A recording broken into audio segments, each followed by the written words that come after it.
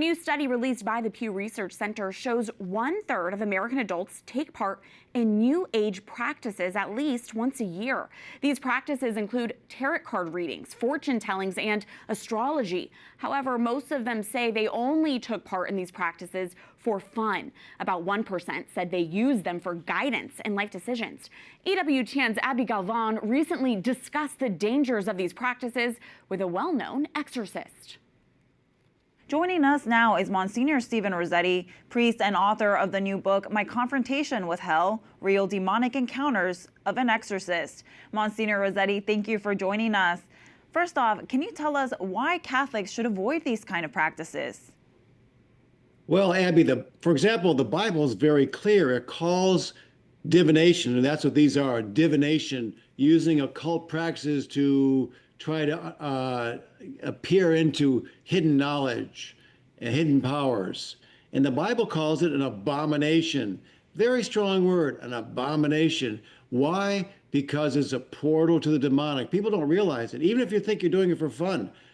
The reality is when you do divination, actually, you're making an implicit contract with Satan. You're saying, I want this hidden knowledge or hidden powers, and obviously I'll give something of myself in return.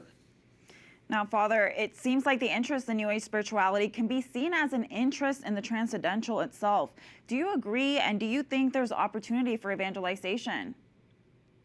Well, we all should be involved in the supernatural. The Christianity is a huge opening, of course, to the demonic and the angels and the saints and all those sort of supernatural graces. But it gives us a safe path to do so. There's a path of light and a path of darkness. And Satan disguises himself as an angel of light, as the scriptures tell us. And people might think they're doing good, but when they're not using the Lord, the one true God, they can get themselves into a huge spiritual jam. And frankly, as an exorcist, I've seen a lot of disastrous cases because of it. Monsignor Rossetti, when people feel this temptation to turn to astrology or fortune tellers or tarot cards, what recommendations would you give them to fight this temptation? Well, the first thing I would say, Abby, is that our desire to connect with this spiritual is a good thing. It's part of who we are as human beings. But we need to then recognize what's a good way of doing it and what's not.